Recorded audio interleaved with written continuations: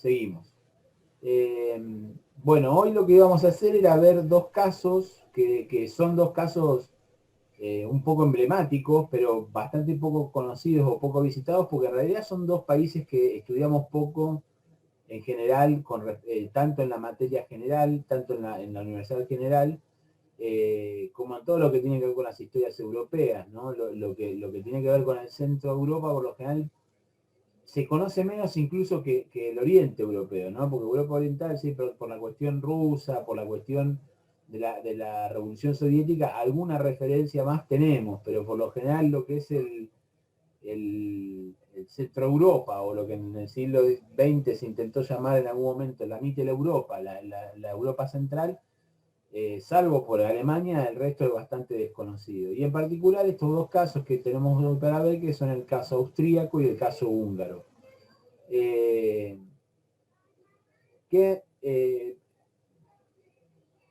Primera advertencia, durante gran parte de la contemporaneidad fueron un solo país, ¿no? El famoso imperio austrohúngaro, al cual nosotros solamente hacemos referencia, por lo general.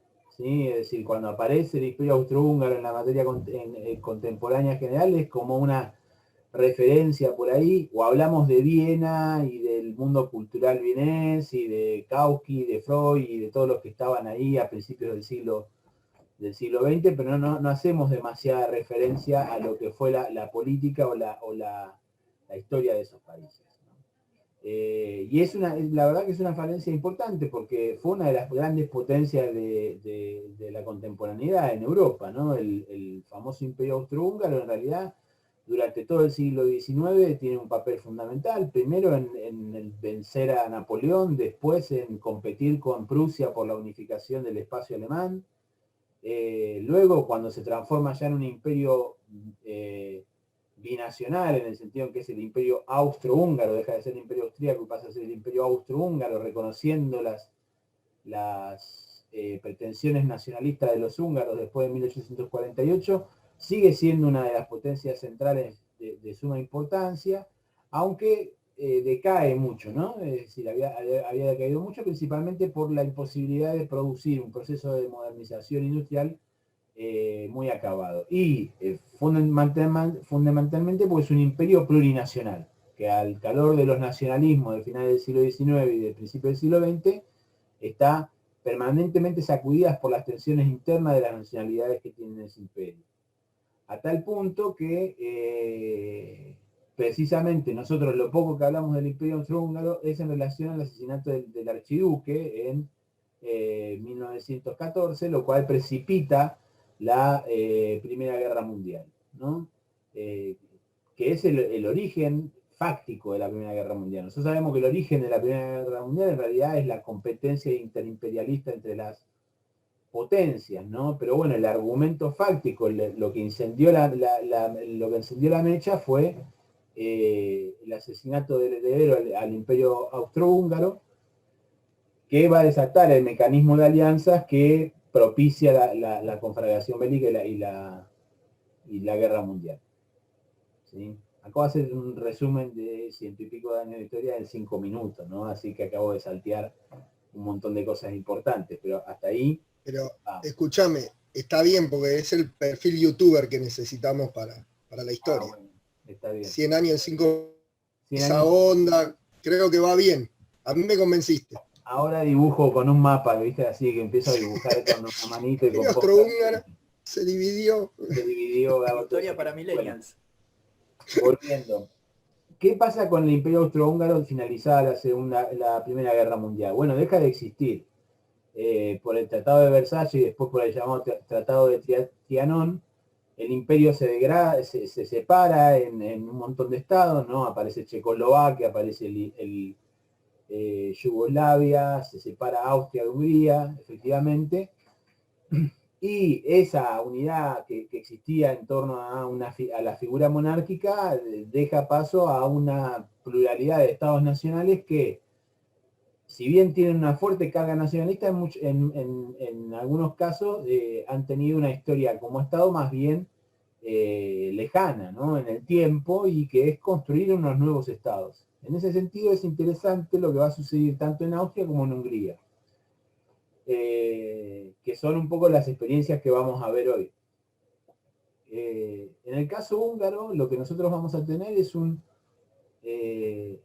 una situación muy compleja, ¿no? Es decir, inicialmente, ni bien termina la guerra, en Hungría estalla una revolución soviética, una revolución de corte comunista, dirigida por Béla Kun, que va a ser reprimida, en realidad, por los sectores del ejército acaudillados por el almirante Horthy, Miklos Horthy, ¿sí? Que es un almirante que va a terminar finalmente tomando el poder en Hungría y ejerciendo el poder entre 1920 y 1934. Un almirante de un país que no tiene mar, que no tiene salida al mar, ¿no? Es decir, que no tiene armada, y que se nombra regente del reino de Hungría, en el cual nunca nombran un rey.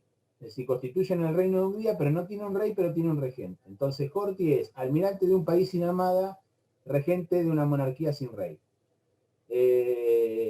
Cosa un poco paradójica, pero que siempre se comenta, siempre se dice. Entonces Horthy lo que va a construir es, como sucede en muchos de los países del centro de Europa en ese momento, una dictadura de corte autoritaria, ¿no? Tradicional, conservadora, con algunos elementos fascistizantes, pero no del todo, porque en realidad Horthy de hecho tiene una mala relación con los fascistas, con aquellos grupos que podríamos identificar como fascistas en Hungría, y mantiene una relación, incluso desde el punto de vista internacional, bastante ambigua con el eje, aunque cuando estalla la guerra, en 1940, termina, por la presión alemana, termina siendo aliado de Alemania, ¿no? Es decir, pero es un aliado que le declara la guerra solamente a Rusia. No le declaran la guerra ni a Francia ni a Inglaterra. Porque Horthy siempre quiso, en realidad Horthy sabía que Alemania no iba a ganar la guerra, ¿no? Entonces, trató hasta último momento de no entrar en alianza con Alemania, pero no le quedaba mucho, primero por su vecindad con Alemania, ¿no? Segundo porque una enorme parte de la población era filofascista, estaba enrolada en el partido de la Flecha Cruz, ¿sí? Dirigido por Laszlo Salasi, y entonces la presión que había tenido el gobierno de Horthy para participar de la guerra era muy grande. El gobierno de Horthy era, a su vez, muy antisemita. De hecho, las primeras, hoy también lo comentaba Gustavo a la mañana, las primeras leyes antisemitas que se promulgan antes de las de Nuremberg de Hitler las hace Horthy, ¿no? Es decir, donde ya hay unas leyes de exclusión de la población judía de los empleos públicos y de determinadas esferas del Estado. Ahora, Horthy lo que nunca aceptó del nazismo fue el tema de la eliminación de la población judía, de la solución final, ¿no? De la eliminación del asesinato de la población judía. Y de hecho Horthy trató, y insiste, muchas veces lo hizo, fue patear para adelante el traslado de población judía, ¿no? Hitler y los nazis le pedían que les entregaran a los judíos húngaros y él retrasaba esa entrega o no lo hacía. La situación de Horthy fue empeorando y en 1944 en realidad Horthy decide empezar negociaciones con los soviéticos porque piensa que ya va a caer el gobierno. Enterado de esto, los nazis lo que van a generar es un movimiento, una invasión de Hungría, y van a poner al partido de la Cruz Gamada en el poder. Lo van a sacar a Horthy, ¿no? Y lo van a poner al partido de la Cruz Gamada en el poder. Voy a compartir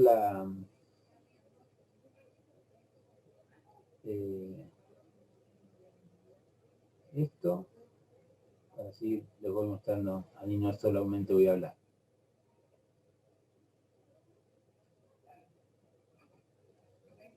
Se ve, ¿no? ¿Se ve? Se ve muy bien, Juan. Ah, bien. Se ve. Sí, se ve. Bueno, acá los tienen, ¿no? Miklos Horthy, el almirante que gobernó Hungría entre el 20 y el 44. La operación Panzerfrau fue la operación de los servicios alemanes para que tomaron el poder cuando Horthy inicia su negociación con los soviéticos. Y bueno, acá lo tienen a Ferenc Sarasi y el gobierno de la Unidad Nacional, que era este gobierno del partido de la Cruz Flechada, que era un gobierno, un partido claramente fascista, ¿no? Extremadamente violento. De hecho, Sarasi gobierna apenas unos meses y en esos meses se produce la mayoría de el 80% de la población judía que vivía en Hungría muere en los meses de gobierno del partido de la Cruz Flechada, ¿no? Que se encarga de entregar a todos los refugiados y a todos los judíos que había en Hungría. Y es más, le convencen a Himmler de acelerar el proceso de solución final de los judíos húngaros. Obviamente, bueno, Sarasi cuando se produce la liberación de Hungría escapa a Austria y después se lo entregan a los soviéticos y es ahorcado en un juicio en Budapest.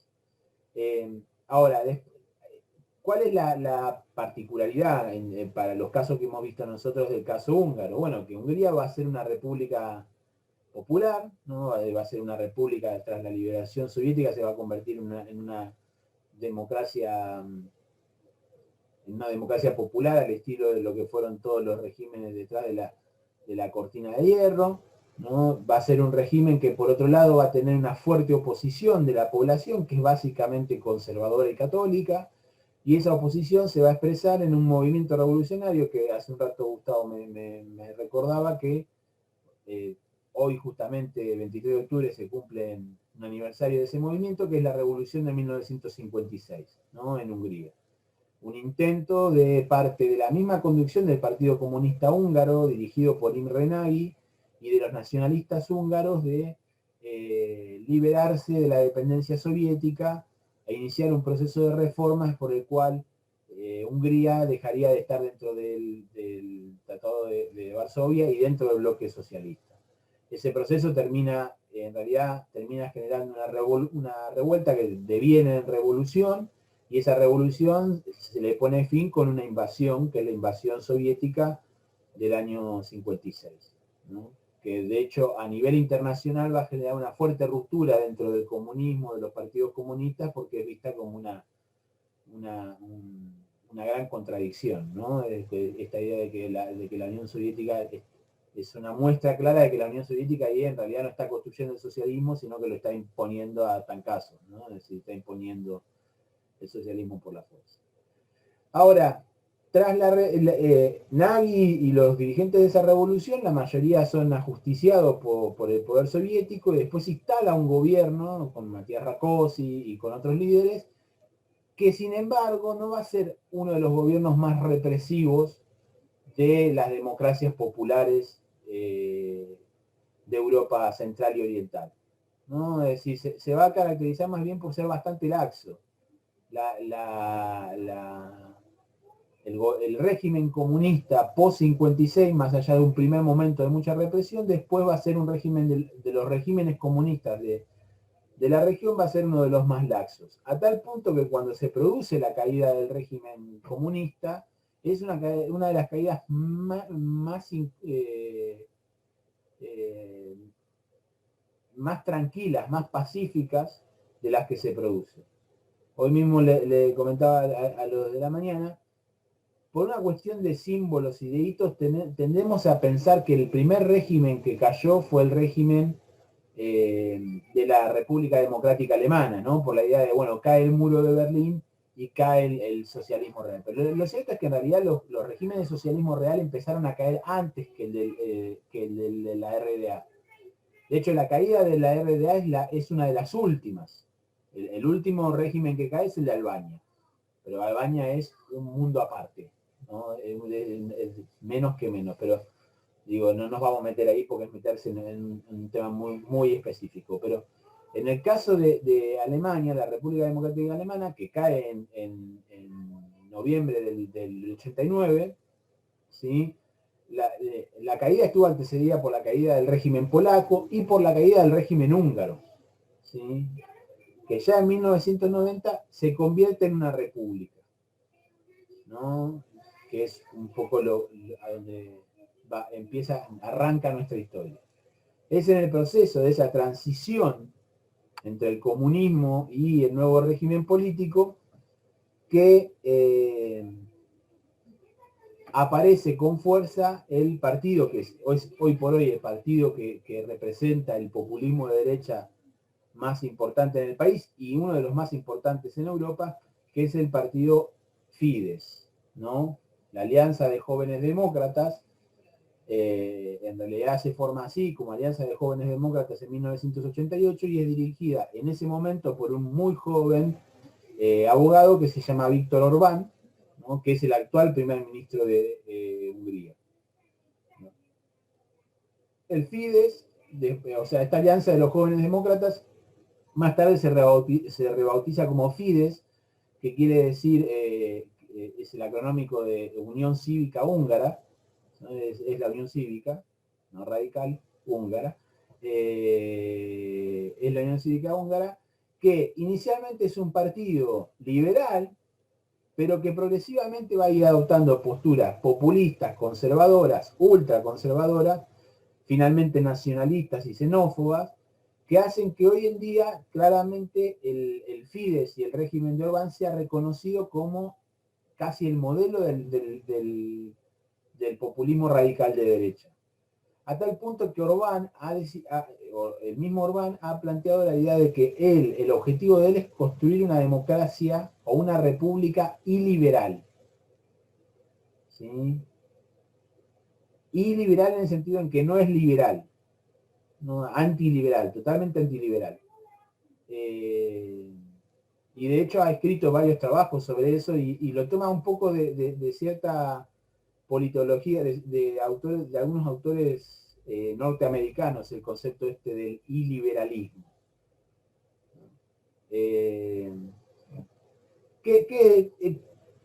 Para hablarlo de más desde la ciencia política o desde el análisis político, lo que uno podría decir es que es también un representante de esto que Steven Levitsky denomina los autoritarismos competitivos, ¿no? Es decir, es un régimen sumamente autoritario, donde prácticamente no existe la libertad de expresión, la libertad de prensa, pero tampoco existe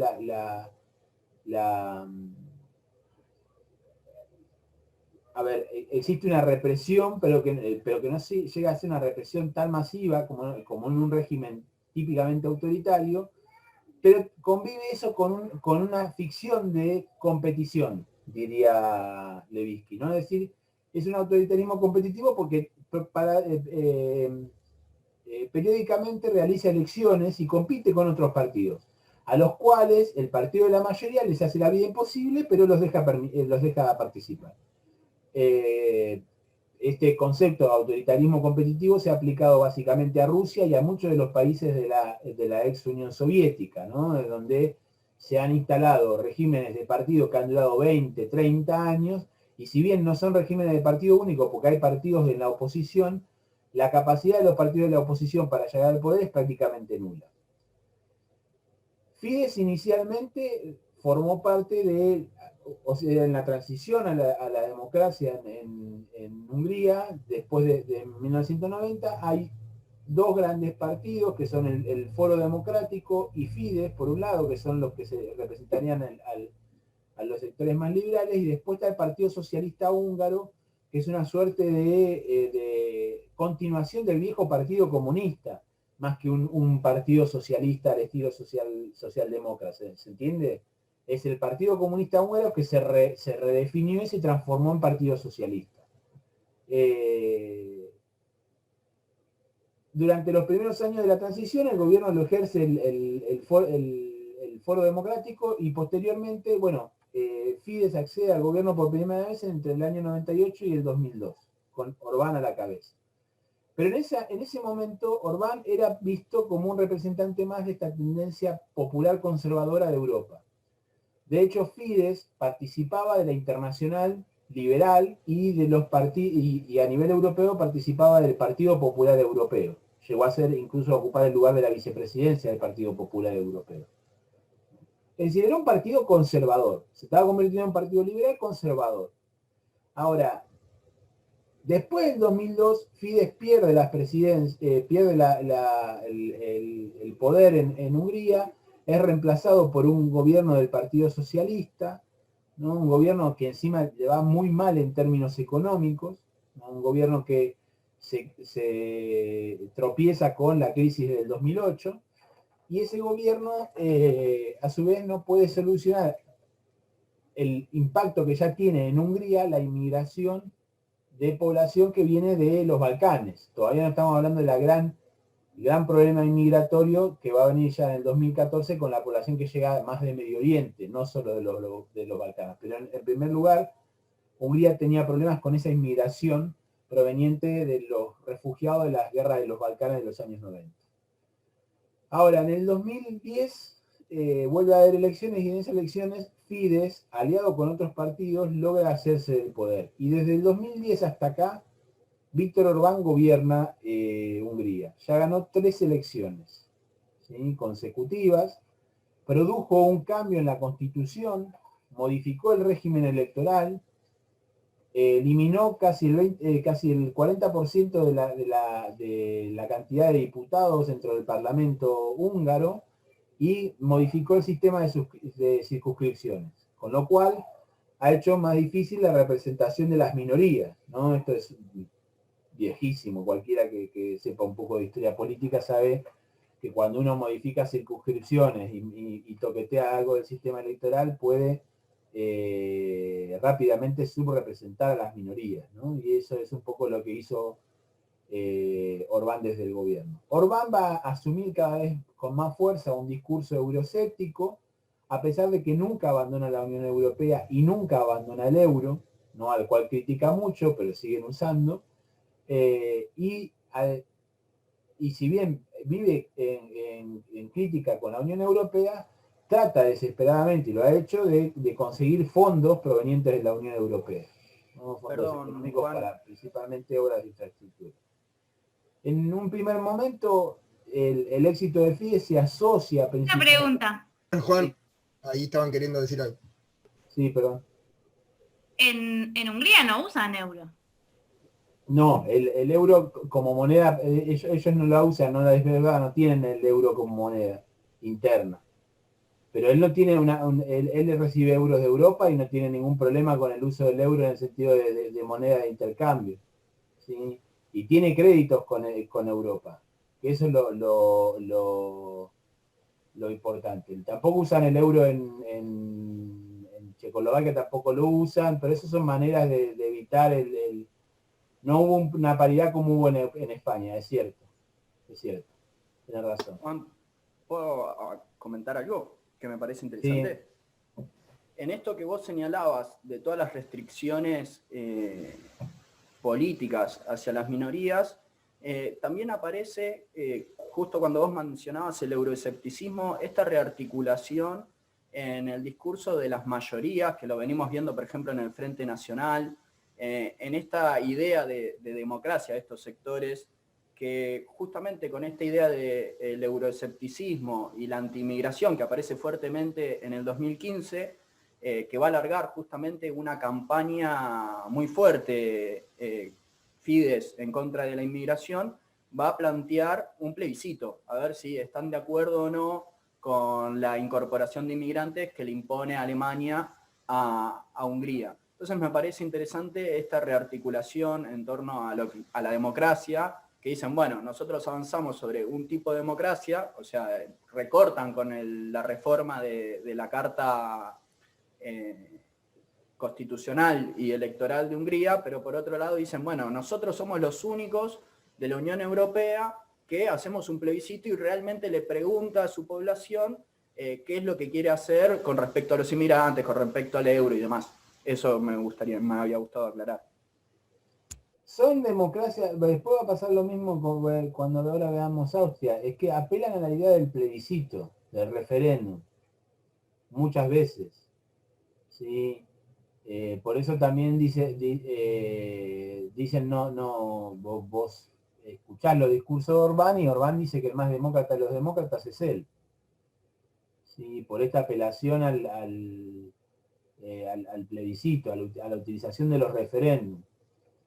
los referéndums antimigratorios se van a hacer en los dos países, tanto en Austria como en Hungría hay referéndums antimigratorios, pero la verdad que no sabría, a ver, ¿qué es lo que nos llega? Porque eso hoy también lo hablábamos un poco. La imagen que nos llega, o que casi todos los medios europeos nos presentan de la Hungría de Orbán, es que es casi una dictadura, ¿no? Que hay un control de los medios de comunicación, que no se puede disentir políticamente, ya sea desde lo minoritario, pero incluso desde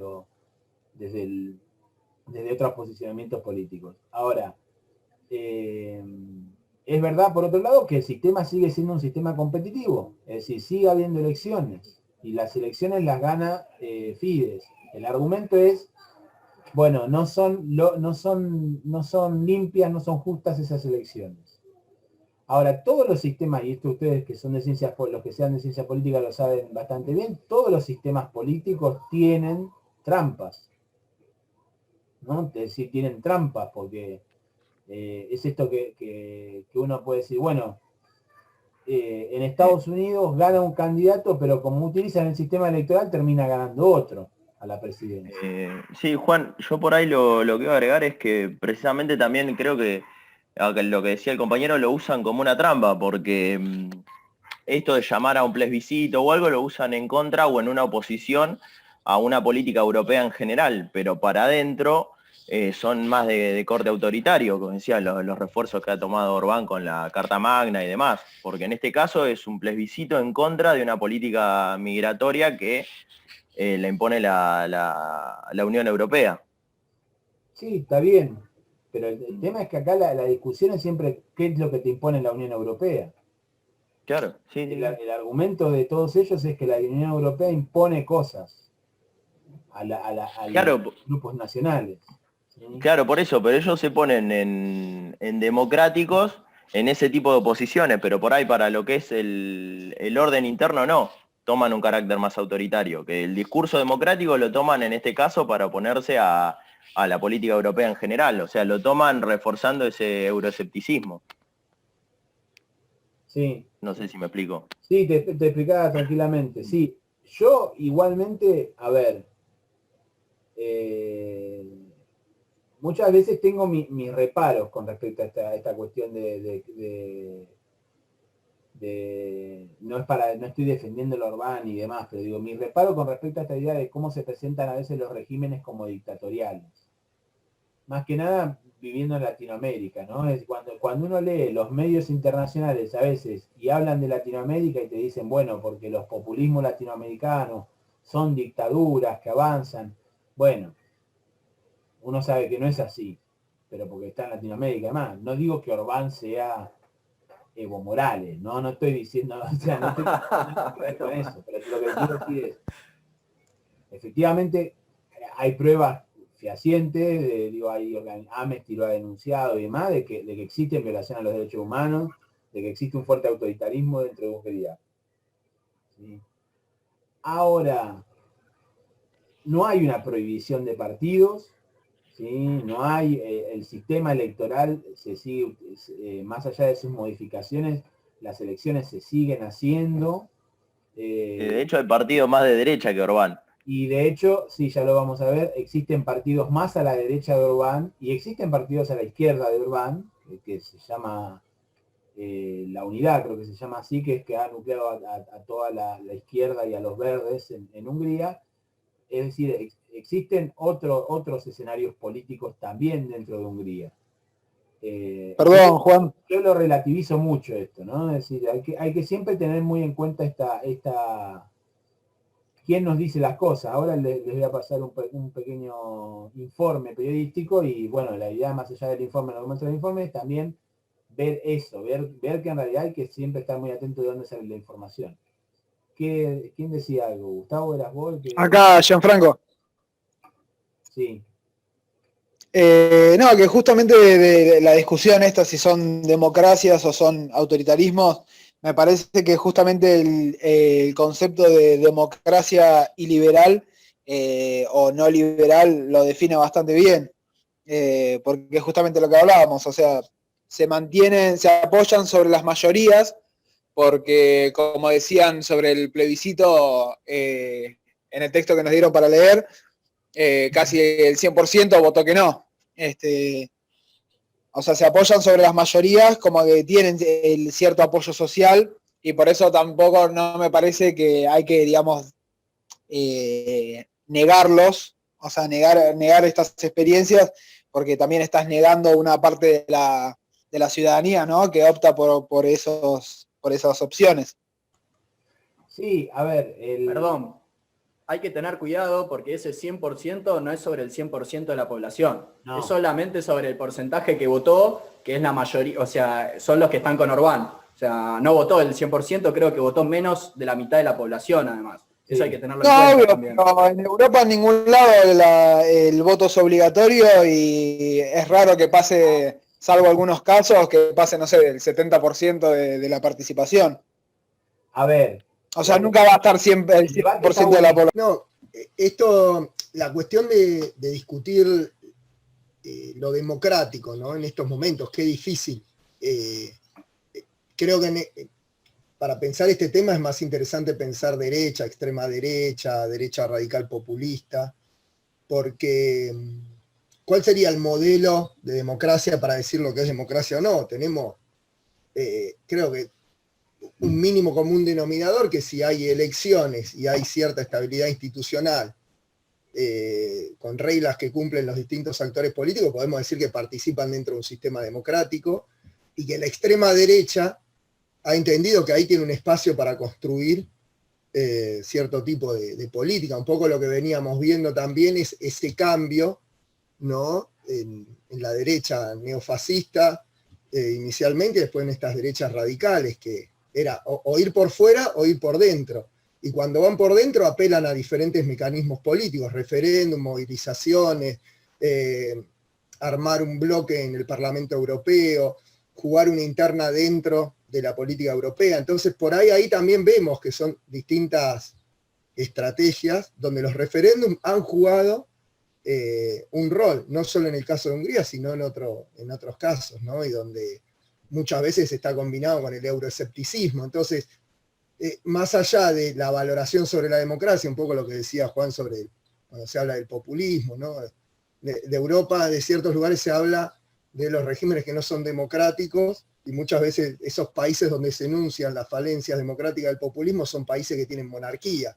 Entonces, para Europa naturaliza la combinación de democracia con monarquía, pero ¿no? Peyorativamente habla de los populismos, ¿no? Y en esto no es para defender a Orbán, que ahí estoy con Juan, sino cómo pensamos la situación de la democracia y cómo necesitamos tener otros elementos para entender la dinámica de la lucha política, y cómo la derecha se ha rearticulado en esta puja dentro de lo que son las democracias realmente existentes. Eso, ¿no? La reflexión sobre lo que venían hablando. Hay una cuestión que, bueno, de ciencias políticas hay gente ahora acá, ¿no? O los tengo toda la mañana. No, hay varios que son de ciencias políticas. Sí, yo soy de ciencia política. Bueno, volver al viejo Dahl. Yo también de ciencia política. A Robert Dahl, la idea de poliarquía, Claro. ¿no? Esta cosa que casi ahora ya nadie habla, pero yo me acuerdo de ese viejo texto de Robert Dahl que decía, bueno, no hay democracias, hay poliarquías que van de acá a acá. Es decir, hay regímenes donde el poder se comparte, que tiene distintas formas, ¿no? Esos regímenes. Y son todas muy diversas, ¿no? Me parece siempre una posición más cercana al espíritu más tolerable de las ciencias sociales pensar esto. Bueno, ¿son regímenes poliárquicos o no? Más que si es democrático o no democrático. Porque lo democrático es una calificación que uno podría restársela incluso a los propios regímenes supuestamente ultrademocráticos, ¿no? Insisto, yo siempre pongo el mismo ejemplo. En Estados Unidos, Trump no ganó las elecciones de voto directo. Las perdió con Hillary Clinton. Las perdió por casi 1 millón de votos, si no recuerdo mal.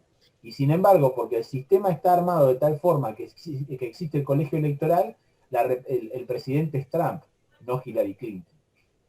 ¿No? Bueno, el colegio electoral y el gerrymandering, ¿no? Esa forma de articular los distritos electorales que funciona en varios países, Y por eso la debilidad, cuando se usa en Estados Unidos, se vincula a un proceso democrático. Si se utiliza en un populismo latinoamericano, es muestra del autoritarismo de ese gobierno. Entonces, hay que tener cuidado cuando la idea de democracia se usa de manera valorativa y moral, ¿no? En una disputa política.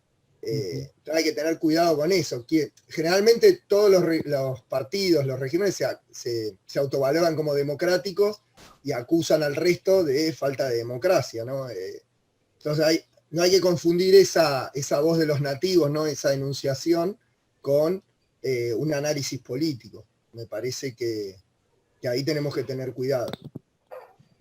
Bien. Sí, tal cual, porque la cuestión democrática también quedó como muy concentrada en manos, digamos, de Europa del centro, digamos, estadounidenses, como que quedó, digamos, en esas cuestiones, ¿viste? Entonces, claro, hablan de democracia y Estados Unidos es la democracia más grande del mundo, pero tiene una falencia muy grande. No, por eso, Sí, siempre usemos los términos más o menos con esa discusión. Igual, me parece muy interesante el debate que se estaba tirando ahí, o que lo estaban tirando entre Francisco y creo que Gianfranco, esta idea de, bueno, ver en los referéndums, ¿no? Bueno, esto también, ¿qué es la política de los referéndums? ¿Qué es un referéndum si vota el 50% de la población o el 40%? O las elecciones con los niveles de voto que hay, ¿no? Pero bueno, esas son... Y también, ¿quiénes son los que tienen que votar en un referéndum? Por eso.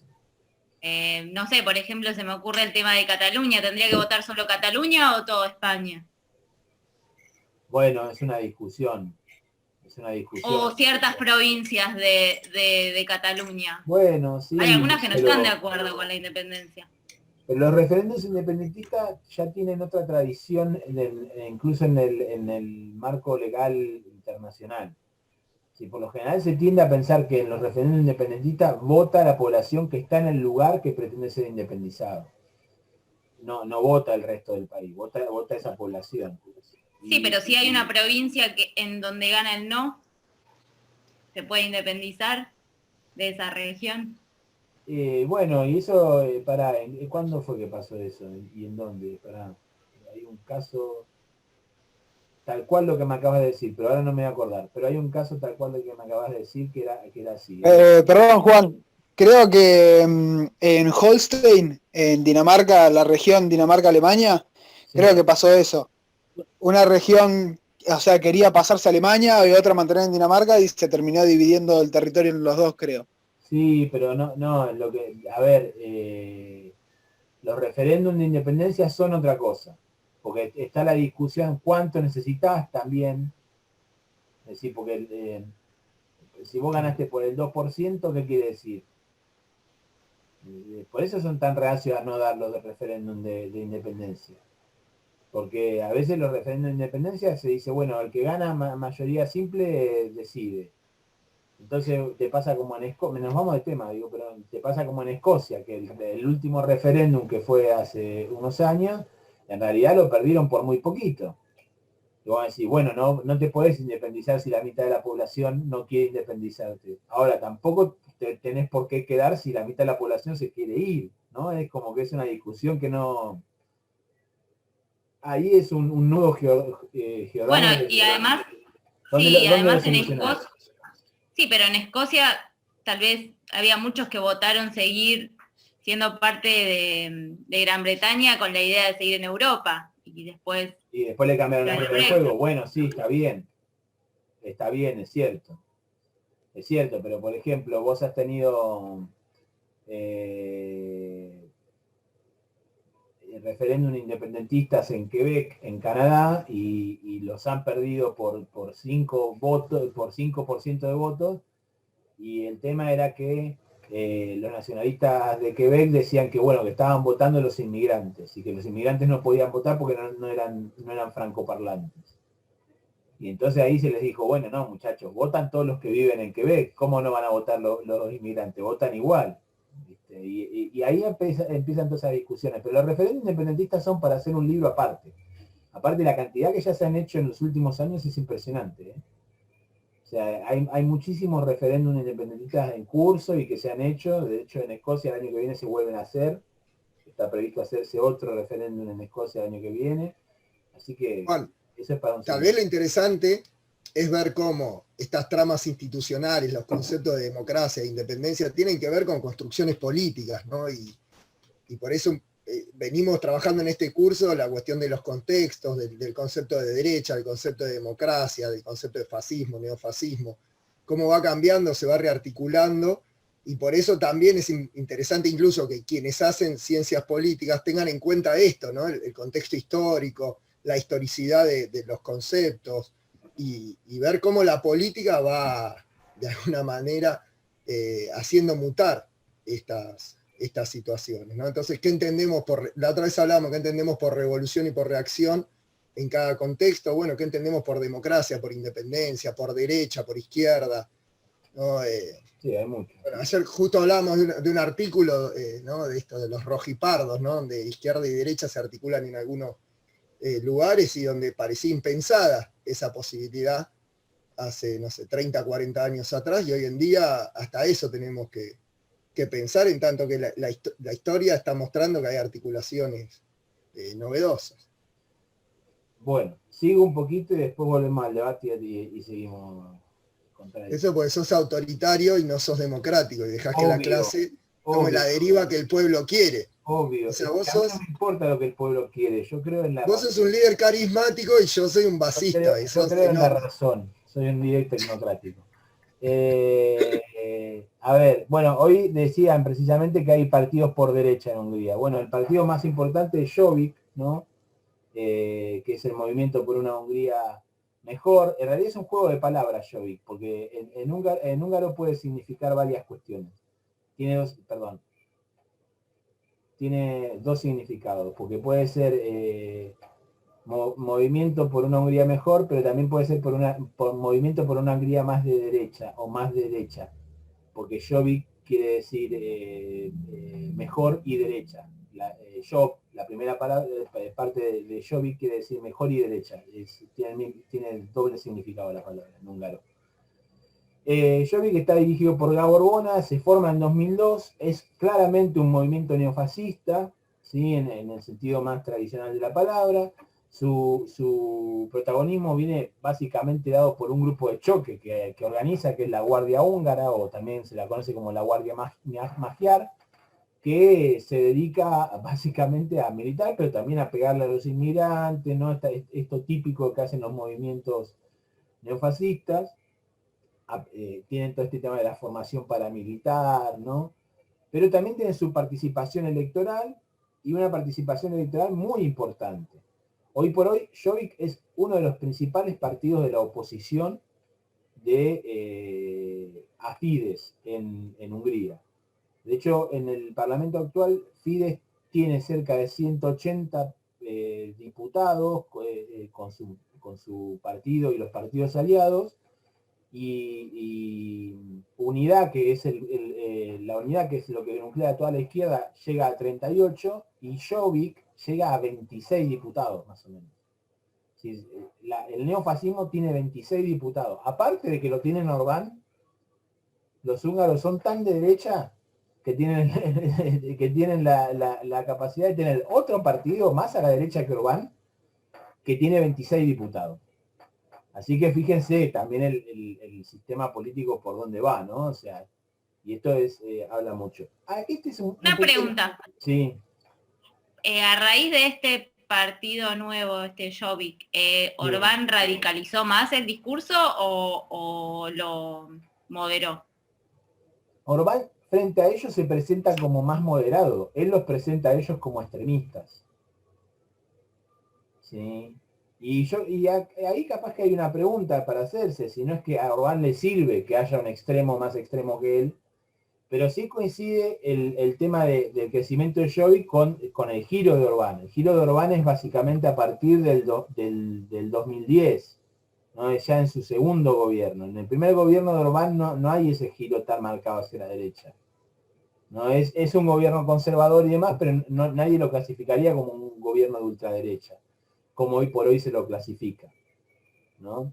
De hecho, hoy por hoy ya tiene no sanciones europeas, pero por ejemplo se lo expulsó de la internacional de los partidos populares. Es decir, los partidos populares lo suspendieron y lo sacaron del Partido Popular Europeo.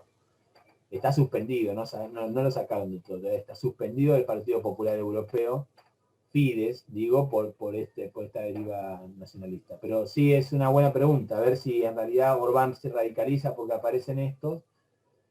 Pero lo cierto es que en realidad Orbán por lo general los presenta a ellos como los extremistas. Cuando a él le han hecho entrevistas, las pocas que están traducidas al castellano y demás, o las pueden ver en inglés, cuando le hacen entrevistas a Orbán dice que en realidad él no es fascista, que los fascistas en Hungría son Jobbik y otros grupos, porque no es solamente Jobbik, hay varios partidos más que no tienen representación parlamentaria, que son también partidos neofascistas. Me parece interesante igual la complejidad del proceso húngaro, porque por ejemplo cuando se da, al menos lo que plantea el texto es cuando se da la reforma de la ley de comunicación, por ejemplo, la extrema derecha le dice, esto es recontra antidemocrático. O sea, hay una disputa y hay como particularidades muy específicas. O sea, no porque sean neofascistas, o sea, los neofascistas le están diciendo a Orbán, che, esto es antidemocrático. Es muy, muy particular el caso húngaro. Me parece que hay que tener en cuenta también esas particularidades porque yo cuando lo leía dije, estos están re locos. No son tan particulares. Digo, son muy particulares, pero digo, esto no es tan particular. El neofascismo muchas veces usa el lenguaje de que los tenés que tolerar. Que es lo paradójico de muchos de estos movimientos, que es que te corren con el argumento democrático. Vos no los podés prohibir, ¿no? O sea, te corren con el argumento de que vos no podés prohibir una expresión de ideas. Entonces vos decís, pero tus ideas son tremendas, ¿no? Pero bueno, no me podés correr porque lo democrático es que no me corras. Y sí, me imagino que seguramente, o sea, es claro, ahí Barnaghi comenta que la derecha sale a decir que Orbán es un dictador, sí. Pero Gabor Bona, les digo la verdad, hace que Orbán parezca que es Mahatma Gandhi, Orbán, al lado de los discursos de Gabor Bona. Cuando uno escucha los discursos de Gabor Bona es reivindicación abierta de lo que fue el antisemitismo húngaro, reivindicación de todo lo que pasó con las minorías judías y con las gitanas, principalmente en Hungría. Siguen hablando de los gitanos, que ya en realidad gitanos húngaros quedan re pocos, porque los limpiaron a la mayoría en la Segunda Guerra Mundial. Limpiaron entre comillas, quiero decir, ¿no? Es decir, porque aplicaron las limpiezas raciales contra los gitanos en todos los Balcanes y en Hungría en particular, pero siguen con esos mitos, son ultrafascistas. Estos sí son, por eso yo decía, estos sí son neofascistas. Por los símbolos, por la ideología, por la forma de actuar y demás. De hecho, miren, este es un pequeño informe de Euronews, de hace unos años ya. Bueno, otro tema, el mito Soros, ¿no? Esta cosa de Soros como el gran cuco de la globalidad, ¿no? Esta idea de que Soros es el motor de la globalización y que está dominando al mundo mediante las ONG y demás. Es un mito muy explotado en Hungría precisamente porque Soros es húngaro, ¿no? Es decir, Soros de nacimiento era húngaro. Y es verdad que cuando cayó el régimen comunista, Soros puso mucho dinero en distintas ONG, en Hungría particularmente, apoyando a ciertos actores políticos. Y entonces se lo presenta a Soros como el capitán del mal, ¿no? Es decir, Soros es visto como los Rothschild presentaban, como los nazis presentaban a los Rothschild, a la familia judía de los banqueros judíos Rothschild. Bueno, lo mismo hace con Soros, ¿no? Este judío que está utilizando las ONG y su dinero para subvertir la identidad nacional. Y ese discurso muy de Orbán está presente en casi todas las ultraderechas de Europa, que tienen a Soros como un enemigo marcadísimo. Las izquierdas también, las izquierdas también, porque Soros algo hace, ¿no? Es decir, es verdad que Soros con el tema de las ONG termina metiéndose en un montón de la política de los países, ¿no? Pero esto es otro punto aparte, discutir el papel de las ONG en todo lo que fue la caída del muro de Berlín y la caída del socialismo real. Hay un montón escrito sobre eso, cómo cumplieron un papel fundamental las ONG en el proceso de desestabilización política. Y cómo a veces también lo cumplen en la actualidad, como muchas ONG son utilizadas para esos modelos de desestabilización. Pero bueno, este pequeño informe es para que ustedes vean un poquito, tiene una carga claramente anti-Fidesz, ¿no? Anti-Orbán, pero bueno, nos presenta un poco, nos muestra un escenario que es Hungría, del cual sabemos poco, y hay algunas partes del informe que están buenas. ¿Sí? Vamos a verlo un poquito y me dicen si lo escuchan. Apá.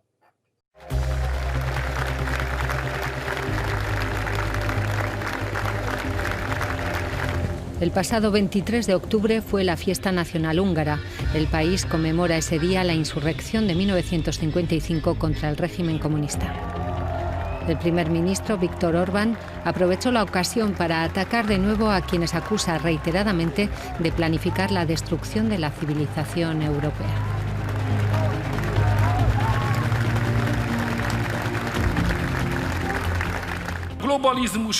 Las fuerzas de la mundialización tratan de forzar nuestras puertas y se están empeñando en convertir a los húngaros en homo bruselius. Actualmente los imperios financieros han crecido aprovechando esa mundialización. El imperio de la especulación financiera ha conquistado Bruselas y varios Estados miembros. Es este imperio el que ha querido que carguemos con los movimientos masivos de población de hoy en día, con millones de inmigrantes, una nueva invasión. Desarrollaron un plan para transformar a Europa en un continente con una población mixta.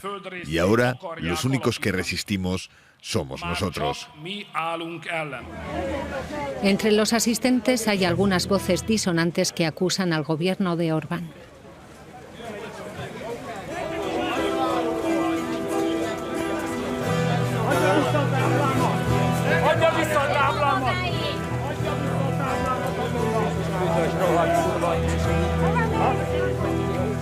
La cosa se complica. Este pequeño grupo de oposición está pidiendo más democracia y libertad de expresión, y las fuerzas de seguridad los están disolviendo.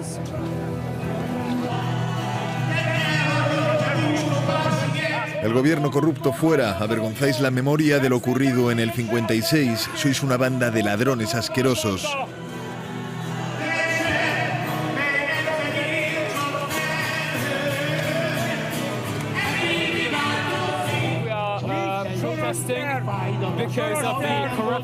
Protestamos por la corrupción que hay en nuestro país, por el reforzamiento del Estado policial, por la destrucción de nuestros derechos civiles.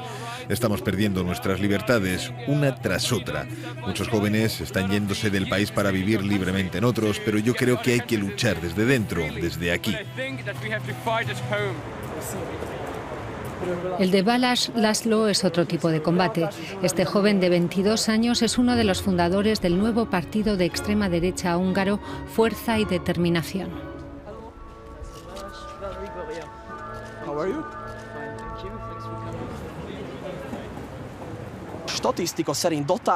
Desde un punto de vista étnico y según las estadísticas, la población del continente podría ser reemplazada.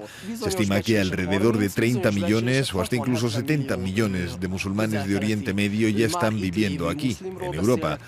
La comunidad gitana procedente del este de Europa representa entre 10 y 12 millones, sin citar a los inmigrantes africanos. Podemos afirmar que en 10 años 1.000 millones de personas podrían salir de África. Nuestra población disminuye, mientras que los que llegan o viven aquí ya con nosotros son cada vez más numerosos. Y si no somos conscientes de esto, entonces los blancos desaparecerán.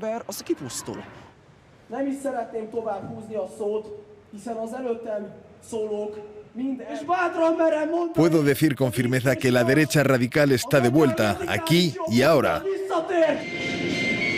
Queremos preguntar a los militantes qué les motiva.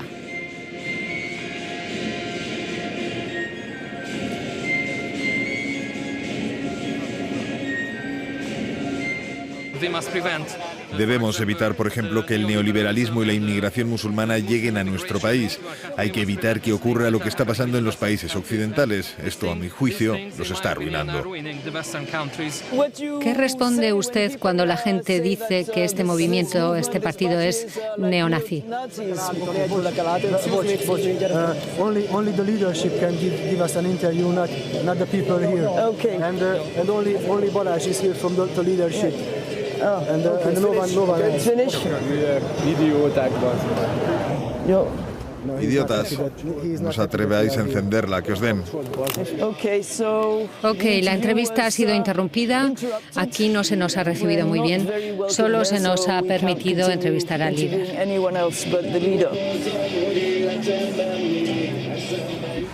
La defensa de la identidad húngara frente a la llamada invasión extranjera es también el caballo de batalla del gobierno. Y en la diana de la última campaña con la que se ha empapelado todo el país aparece George Soros, el millonario y filántropo judío. Nacionalizado estadounidense, aunque nacido en Hungría, a Soros se le acusa de haber planificado una invasión de inmigrantes en Europa. Una nueva ley le concierne en primera persona, ya que el texto obliga a las ONGs húngaras, que reciben más de 23.000 euros, a identificarse como organizaciones financiadas desde el extranjero. La Comisión Europea ha lanzado un procedimiento de infracción contra Budapest. El portavoz de Open Society, que aglutina las acciones filantrópicas de Soros en Hungría, describe así la situación. Ez a megbélyegzés arról szól, hogy ők minthogyha külföldi ügynökök lennének, és korlátozza. Estigmatizan a las ONGs para que se las perciba como si fueran agentes extranjeros y así les es más difícil obtener financiación porque es menos probable que la gente quiera apoyar a agentes extranjeros. Sin embargo, hay otra consecuencia de esta campaña aún más grave. Este tipo de campañas son para crear enemigos. Primero las ONGs, después Bruselas, luego George Soros. ¿Quién será el próximo? La enemistad generalmente termina en violencia. Esperamos, sinceramente, que esta campaña de odio acabe.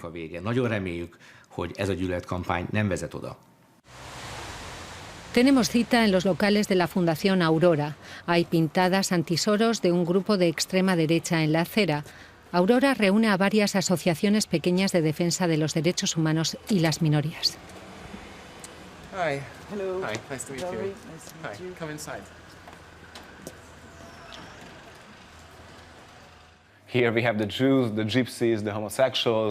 Aquí tenemos a los judíos, los gitanos, los homosexuales, los drogadictos. La mayor parte de estas ONGs están en la diana de la maquinaria de propaganda y del gobierno. El Estado ha abandonado a parte de la población húngara, principalmente a los necesitados, y son las ONGs las que se están ocupando de esas personas. A veces es muy difícil trabajar en esa situación porque se puede sentir el odio, la ira generada por la propaganda.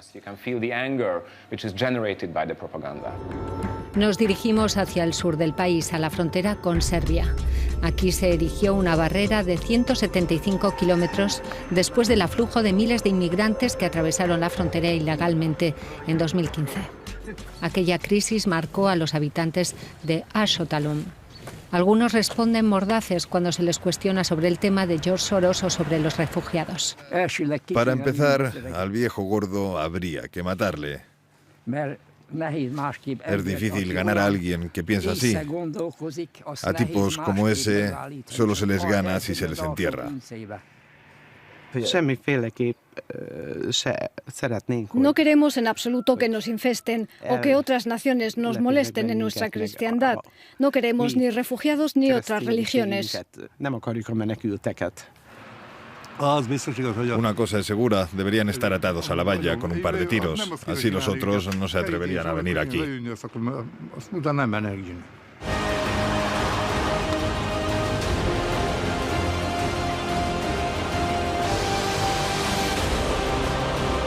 Este vídeo, producido por el alcalde de Ásotalom, ha dado la vuelta al mundo.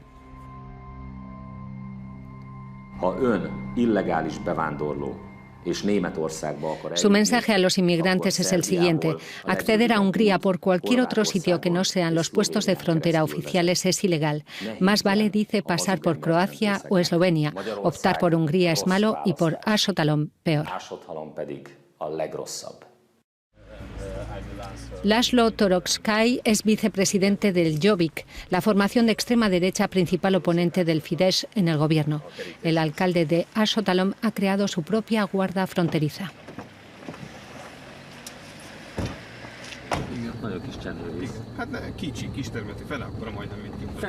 Son un puñado de hombres que, según él, ha capturado más clandestinos que la Policía Nacional.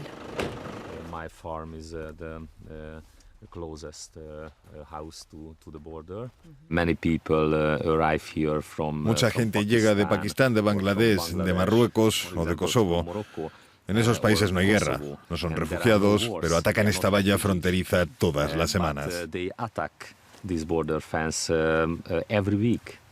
Entonces, ¿quién es bienvenido en su ciudad? Queremos preservar nuestras tradiciones.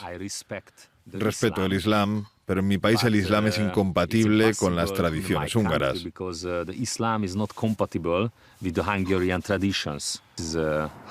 Esta es una localidad húngara, es una ciudad católica y romana. Pueden venir aquí quienes acepten que esta es una localidad húngara, católica y europea. Al alcalde se le conoce a sí mismo por querer prohibir el porte del velo islámico, las llamadas al rezo musulmán o las manifestaciones públicas de afecto entre homosexuales en Ashottalom.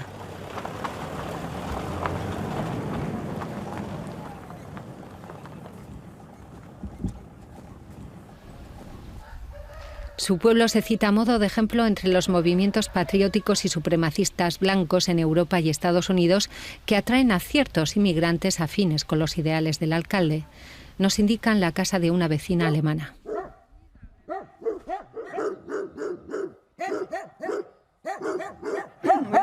Querríamos saber si le importaría decirnos por qué se instaló aquí. Claro que sí, puedo contarlo, pero no le van a dejar que lo imita. ¿Por qué? ¿Por qué? Porque Merkel es Satán, Merkel y Soros. Es el caballo de Troya. Entren. Regina llegó el pasado mes de mayo. Se instaló a algunos cientos de metros de la valla anti-inmigrantes. Aquí se siente segura, nos dice.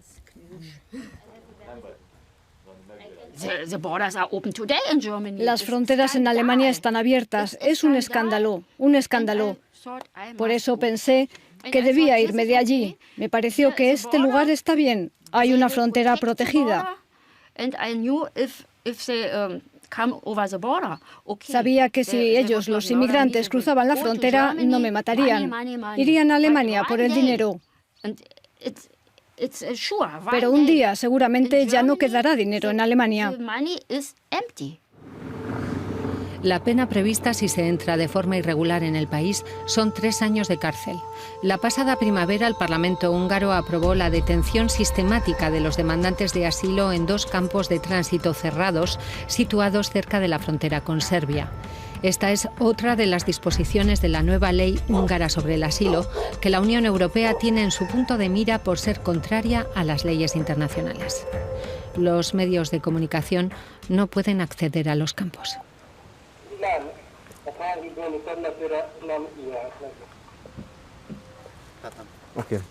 No. Nos dirigimos hacia Serbia. En Hungría hay registrados cerca de 6.000 demandantes de asilo. El centro de Subotica es el más cercano a la frontera húngara. Acoge sobre todo a familias que esperan durante 1 año o más que su nombre sea inscrito en las listas de admisibles.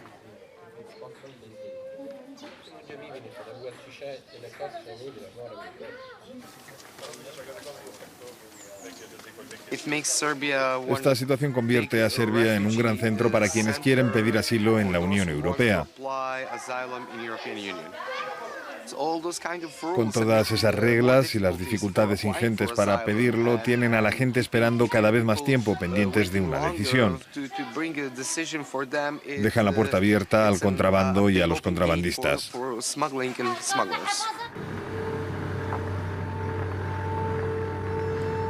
Regresamos a Hungría para finalizar el viaje.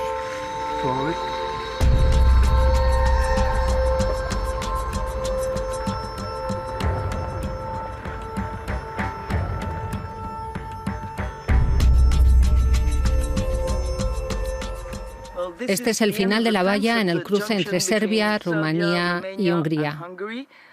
Y a unos pocos kilómetros de distancia vamos a ver otra localidad muy especial.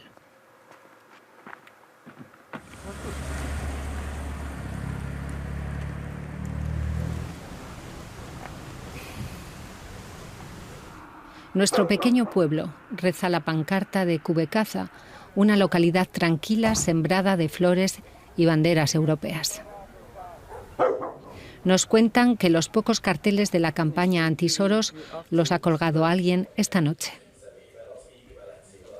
A lo largo de la historia el pueblo ha pasado de un país a otro. Las relaciones con las vecinas Serbia y Rumanía son ahora cordiales. El alcalde nos recibe en una cafetería asociativa gestionada por el municipio. Él de vez en cuando también se pone el delantal y ayuda. Aquí la gente está indignada con la política fronteriza de Orbán, un discurso de rechazo que, a su juicio, no hace más que aislar y dividir aún más al país. Los regímenes autoritarios y autocráticos necesitan siempre la imagen de un gran enemigo contra quien luchar para llamar a la guerra, a la nación. Pero el único propósito es distraer, evitar que la atención se centre en los problemas reales del país. El de la salud no se ha resuelto, el del sistema educativo tampoco. 700.000 personas se han ido del país escapando porque no ven ni futuro ni esperanza. Yo lo que veo es que en Hungría se habla de todo, pero no de las preocupaciones de la gente.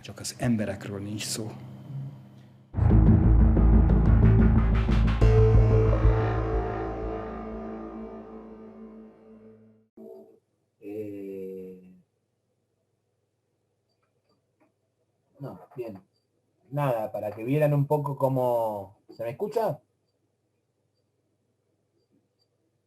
Sí, se escucha.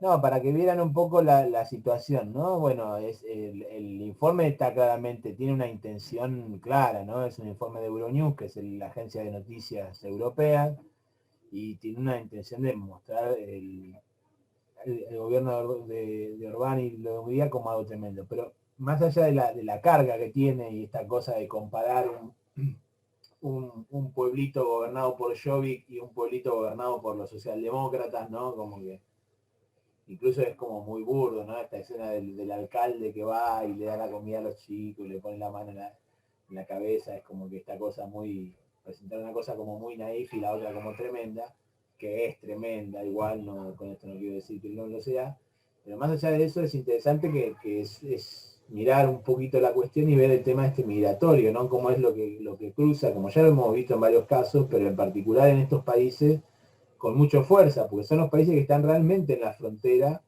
y en el borde con ese sistema migratorio. Más allá de que hay un dato que por lo general Fidesz y la derecha húngara exageran, que es el dato de la inmigración propiamente en Hungría. La mayoría de los migrantes no se quedan en Hungría, ¿eh? Si Hungría es un lugar de paso, por varios motivos. Primero porque la población no es muy, como ya se lo vieron, no es muy propensa a aceptar la inmigración, ¿no? Eso está claro. Después por una cuestión del idioma. El húngaro es un idioma muy complicado de aprender, muy difícil de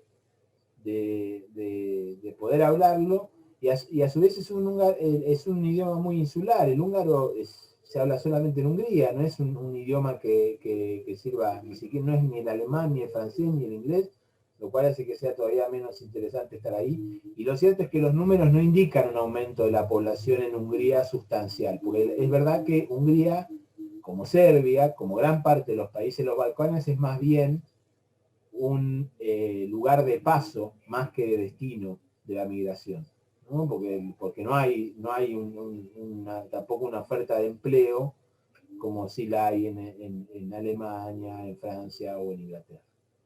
Pero bueno, ahora voy a tratar de meterme un poquito con la cuestión austríaca, ¿no? Que es otro tema. Vuelvo a lo que hablábamos al principio. El caso austríaco es también, como el caso húngaro, uno de los países que mencionamos más, pero que menos conocemos por lo general cuando hacemos historia contemporánea, y en particular lo que es la Austria post Primera Guerra Mundial, ¿no? Es decir, si Austria tiene alguna relevancia en el siglo XIX, después de la Primera Guerra Mundial parece que la pierde totalmente. Y lo cierto es que la Austria del siglo XX, nosotros básicamente la conocemos no es que la conocemos, si alguna referencia hacemos es al Anschluss, ¿no? a la unificación de Austria con el régimen nazi, con el Tercer Reich en 1938, y ese proceso de unificación que por lo general se presenta como un proceso casi como un paseo, ¿no? Es que hay una invitación de los austríacos supuestamente a Hitler como a hacerse cargo de Austria, pero eso no es así. En realidad fue un proceso muy complejo que paradójicamente, o en realidad muchas veces no nos metemos, enfrentó al fascismo con el nazismo, la cuestión austríaca, ¿no? Es decir, si en algún momento de la década del 30 hubo un distanciamiento entre Mussolini y Hitler, fue por la cuestión austríaca, ¿no? Y en particular por apoyar a lo que se conoció como el austrofascismo, que ahora voy a explicar muy sucintamente qué fue. En esta filmina ustedes lo que pueden ver es una pequeña periodización, muy pequeña periodización sobre lo que es la historia de Austria durante el periodo de entreguerras, ¿no? Es decir, la República Austríaca se organiza, en realidad todo este periodo es conocido como la Primera República Austríaca, ¿no? Que va desde 1918 a 1938, y la república que se funda a posteriori del 45 es conocida como la Segunda República Austríaca. Esta Primera República Austríaca tiene periodos, ¿no? A su vez, es decir, hay un primer gobierno que es socialista, claramente marcado por la influencia que tiene el socialismo austríaco. Ustedes recuerden que es uno de los grandes partidos de la Internacional Socialista, el Partido Socialista Austríaco, y en realidad es el que sanciona la Constitución de la República, que como la Constitución de la República de Weimar es una constitución bastante adelantada para la época y bastante progresista. Sin embargo, eso inmediatamente dio paso a un gobierno más de tinte conservador, que fue el gobierno de un cura, que fue canciller en Austria, un cura católico, Seipel, que se lo conoce como la década Seipel, ¿no? Que es la hegemonía del Partido Social Cristiano, partido católico inspirado en la doctrina social de la Iglesia, que gobernó entre 1920 y 1933. En 1933 se va a producir una guerra civil, pero que es una guerra civil muy de muy corto tiempo, dura 11 días, ¿sí? Es más bien un levantamiento que deviene en una guerra civil entre el Partido Socialista, los socialistas y los comunistas austríacos contra lo que ya es el fascismo austríaco, que se ha organizado en un movimiento inicial que es la Einberg, ¿sí? Que es este movimiento liderado por Richard Steidl, y después ya va a conformar el Frente Patriótico, ¿no? Como se lo conoció, dirigido por el que va a ser canciller después de la guerra civil, Engelbert Dollfuss, ¿no? Que es este que está acá.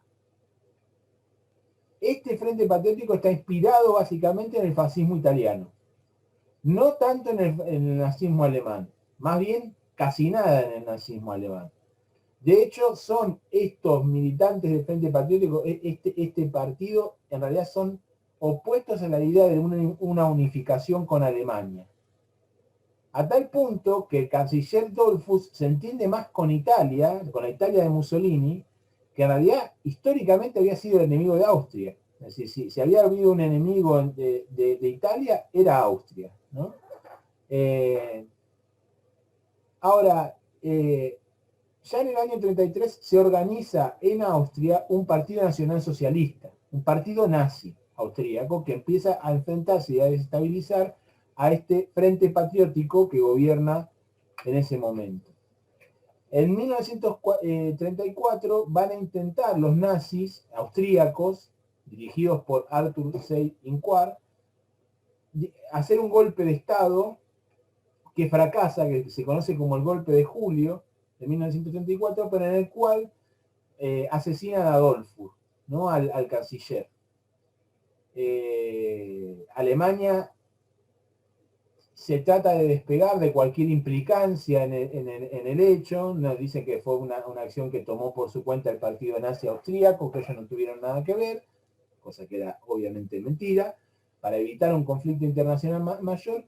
Pero ahí empieza el gobierno, de Kurt Schubin, que es el último canciller de este autofascismo, que dura hasta 1938, cuando ya hay un crecimiento electoral del Partido Nacional Socialista Austríaco que hace forzar porque este autofascismo era raro, todavía funcionaba el Parlamento, ¿no? Es decir, no habían cerrado el Parlamento, funcionaba el Parlamento, y en ese autofascismo, no, tan raro no, ustedes acuérdense que en Italia también funciona varios años el Parlamento, hasta el 28 funciona el Parlamento, ¿no? Y en esa situación se produce un crecimiento del partido nazi que finalmente va a desestabilizar al gobierno. Hitler va a presionar al gobierno para que incorpore a Arthur Seyss-Inquart como ministro plenipotenciario, y entonces él va a invitar supuestamente va a producir el Anschluss, que es la unificación de Austria con Alemania. Y acá hay un tema que es importante. Austria no tiene el mismo estatus que otros países en Alemania. Austria forma parte del Reich, es decir, los austríacos van a ser personas eminentes dentro del régimen nazi, ¿no? Es decir, no van a tener una diferencia con los alemanes, no van a ser considerados bajo ningún punto de vista ciudadanos de segunda, ¿no? Y de hecho Austria forma parte del Reich, ¿no? Eso es el Anschluss. Ahora, cuando de hecho, el mismo Hitler era austríaco, ¿no? O sea, recordemos siempre esto, el mismo Hitler había nacido en Austria, en realidad. Y el nazismo y el peso que el nazismo tenía en la población austríaca era altísimo, ¿sí? Era altísimo. La novicia rebelde, me va a decir alguno que tenga algunos años, pero ya hay poca gente que la haya visto. ¿Qué sucede con Austria? Que en realidad Austria, después de la guerra, no va a tener el mismo tratamiento con Alemania. Y esto es una cuestión que hay que señalar, porque en realidad, para decirlo rápidamente, Austria la sacó muy barata, la cuestión de la participación en la Segunda Guerra Mundial. De hecho, prácticamente no se combate en territorio austríaco. Hay un sitio de Viena por parte de los soviéticos y demás, pero no es uno de los escenarios principales de la guerra. Y Austria, a diferencia de Alemania, que va a ser dividida por los aliados llegan a un compromiso con respecto a la cuestión austríaca y señalan, y lo que acuerdan es que Austria sea un país neutral, ¿no? Se le otorga este carácter neutral, no va a participar ni del Pacto de Varsovia ni del Pacto de la OTAN, ¿no? En un comienzo, y ese carácter neutral iba a permitir que Austria no fuera dividida entre las potencias que habían ganado la guerra, ¿no? Se hacen algunos juicios en Austria, pero muy pocos, porque la mayoría de los nazis austríacos son juzgados en Alemania, ¿no? Son juzgados en Alemania como criminales de guerra, pero hay una inmensa parte de la población austríaca que se enroló en las Waffen-SS, que participó del partido nazi, que vuelve a sus hogares y que no tiene que dar cuenta a la justicia, ni mucho menos. Con lo cual, en realidad, y esta es una de las cuestiones más interesantes del caso austríaco, vamos a tener la formación de uno de los partidos neonazis o de la derecha radical europea, por decir de alguna forma, más antiguos, más estables de todos, que va a llegar a un nivel de éxito importante en la década del 90 con la figura de Georg Haider, ¿no? Que es un poco el que nos interesa más a nosotros, ¿no? Como actor y como modelo de liderazgo político. El partido que se va a formar es el Partido de la Libertad de Austria, ¿no? Bueno, ahí lo tienen en alemán, Freiheitliche Partei Österreich, ¿no? Que es el Partido de la Libertad de Austria. Se forma en 1956 lo forma Anton Reithaler, que en realidad es un ex combatiente de las Waffen-SS, que es este de acá, pero inmediatamente lo que intenta es parar el partido como si fuera un partido conservador. Tratan, por todos los medios posibles, de que el partido aparezca como un partido más de corte conservador que de corte neofascista. Y esto tiene que ver con la dinámica que la política va a adquirir en el sistema austríaco en el periodo de posguerra. Lo que se va a instalar muy fuerte es un bipartidismo, que en Austria es conocido como el bipartidismo rojo y negro, porque son los colores de los principales partidos políticos, que van a ser el Partido Socialista, por un lado, el SPO, el Partido Socialista Austríaco, y por otro lado el OVP, que es el Partido Popular Austríaco, que lo representa el color negro. Y lo que hay es una suerte de bipartidismo, incluso un bipartidismo que a veces es de colaboración, en donde se forman gabinetes conjuntos entre los dos partidos, pero que es hegemónico durante sigue siendo hasta hoy el bipartidismo hegemónico. Ahora, ¿qué pasa con el Partido de la Libertad de Austria? Bueno, el Partido de la Libertad de Austria, cuando surge, y hasta la década del 80, en términos electorales, nunca tiene elecciones muy, muy importantes, ¿sí? Tiene una base que ronda el 5% y un techo cerca del 7 al 9%, hasta los años 80. Ahora, un partido minoritario dentro de un sistema, y esto lo de ciencia política lo sabe mejor, dentro de un sistema bipartidista tan fuerte que necesita, porque es un sistema parlamentario que necesita de otros para poder formar gobierno, cobra mucha importancia, ¿no? ¿Por qué? Porque es el con el cual todos tienen que ir a negociar. ¿Se entiende lo que quiero decir? Cualquier cosa, interrúmpanme, préndanse el micrófono e interrúmpanme. En este sentido, ya desde los años 60 y 70, tanto los miembros del Partido Popular Austríaco como los del Partido Socialista a veces coquetean, ofrecen cargos y demás a los miembros del Partido de la Libertad para poder conformar gobierno, ¿sí? A tal punto que en los años 70, Norbert Steger, que es el dirigente en ese momento del Partido de la Libertad de Austria, contribuye a la formación de un gobierno socialista, no de los populares, sino de los socialistas, dándole el respaldo del Partido de la Libertad de Austria. Steger estaba convencido de que el partido tenía que convertirse en un partido liberal, ¿sí? Estaba intentando ir en ese rumbo. De hecho, había logrado que el Partido de la Libertad fuera integrado a la Internacional Liberal, ¿no? Pero este apoyo hacia los socialistas rápidamente va a ser utilizado por las bases del partido y en particular por un gobernador, que es Jörg Haider, que se va a hacer del control del partido, criticando esta posición de Steger como una posición de traición. Y ahí aparece la figura que nos interesa, que es ¿no? Jörg Haider, que como ustedes pueden haber leído tanto en la tesis en ese pequeño capítulo de tesis que les di, como en el trabajo de Wallenstein, su cercanía al poder en el año 2000 realmente generó un revuelo internacional impresionante. Haider es tenido hoy como el precursor de todos estos movimientos de ultraderecha populista, ¿no? Porque incluso recuerden que en el año 2000 el más exitoso de los partidos, de todos estos partidos, que es el Frente Nacional en Francia, estaba lejos todavía de haber entrado a un balotaje. Y sin embargo, en el año 2000, Haider estuvo a punto de ser vicecanciller de Austria.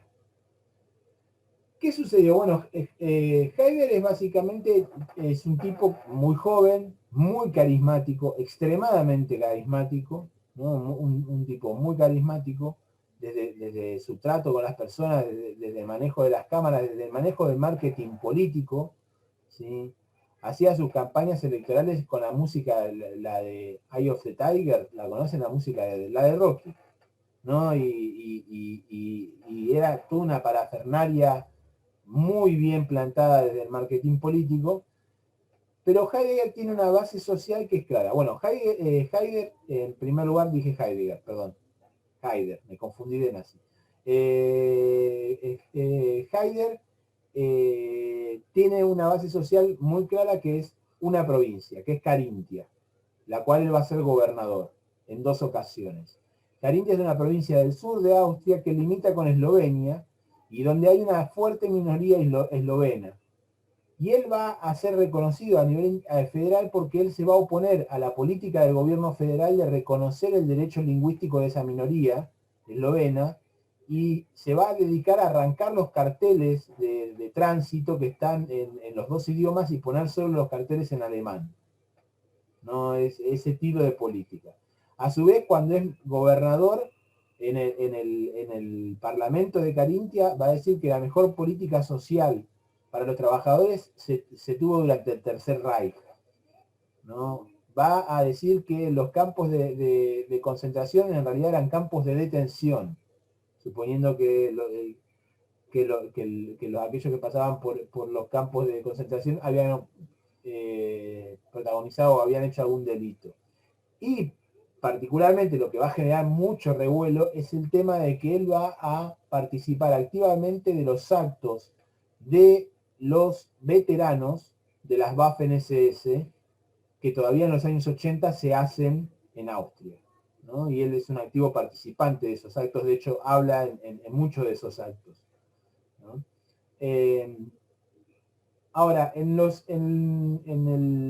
la década del 90, Heidegger va a nacionalizar mucho su estilo político, ¿no? Va a tener una influencia cada vez más fuerte a nivel nacional, principalmente promoviendo referéndums. Y uno de los referéndums que promueve va a ser el referéndum migratorio, ¿no? Va a proponer un referéndum que no sale aprobado en un inicio, pero le sirve a él como para instalar con fuerza el tema de la discusión migratoria. Y es esta idea de America First que usa Trump, el primero en utilizar este concepto fue él, en esa campaña por el referéndum antimigratorio, cuyo lema era Austria primero. ¿Sí? Fue el creador de este lema, de usar esta idea de primero tal el país, ¿no? Muy propia como lema de todos estos grupos de ultraderecha. En 1999 el partido tiene un éxito electoral, que es rompe su clásico límite del 9%, llega casi al 22-23% del electorado, y el candidato del Partido Popular, Schulzmann, decide convocarlos a ellos, al Partido de la Libertad de Austria, para formar gobierno. Y deciden poner, bueno, obviamente a Haider a Georg Haider como vicecanciller y reservarle varios ministerios. Y acá está el tema más interesante para nosotros, que es que hay una fuerte reacción, o hubo una fuerte reacción por parte de la Unión Europea en ese momento, ¿no? Es decir, a diferencia de lo que va a suceder a posteriori con otros casos. En ese momento la Unión Europea, ¿qué hizo? Bueno, presionó al gobierno de Schulzmann, le dijo que si él formaba gobierno con Haider, que ya era conocido internacionalmente por sus posiciones políticas, ya en el 99 todos hablábamos de Haider por su negación del holocausto, por su reivindicación del nazismo, es decir, todos lo conocíamos. Pero bueno, en ese momento Europa lo que hace la Unión Europea es decirle al gobierno que si forma gobierno con Haider, con la persona, no tanto con el partido, con la persona de Haider, bueno, lo van a sacar a Austria de la Unión Europea y le van a imponer sanciones. Esto hace que efectivamente Haider y el mismo partido decidan bajarlo a él de la candidatura.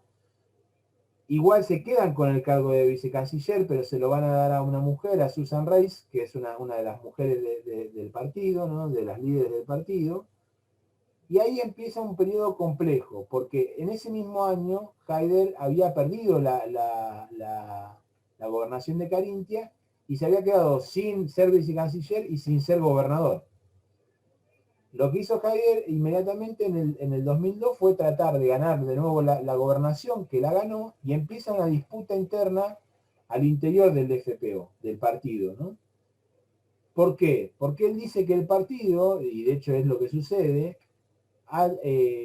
traiciona a las bases electorales porque apoya un programa de desregulación económica que promueve el Partido Popular, ¿no? Y entonces él va a contraponer a esa postura que hacen los que están en el gobierno por parte del partido, es decir, lo que hace Susana Reis. Él lo que va a contraponer es el modelo de lo que lleva adelante en Carintia. Y él en Carintia lleva una política social que podríamos denominar como populista. Hay un aumento de pensiones que corre a cargo del gobierno provincial, hay un aumento en el presupuesto de nueva educación y demás, cosa que lo va convirtiendo en un tipo muy popular, pero el cual a su vez sigue con esa línea nacionalista y antimigratoria como su principal línea de bandera. Esa ruptura con el FPO, él lo que acusa al FPO es básicamente de que con tal de estar en los cargos del gobierno federal, traiciona su radicalidad hacia la derecha, traiciona los principios del FPO. ¿Podría verse así? Sí, porque es verdad que el FPO, en función de que se integra en ese gobierno de coalición con los populares,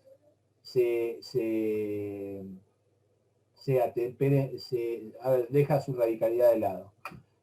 En el año 2005 definitivamente se produce la ruptura, Haider se va del partido y funda un partido que se llamó Unión para el Futuro de Austria, mientras que el partido va a quedar a cargo de Heinz Christian Strache, que es el que actualmente lidera el FPO en Austria.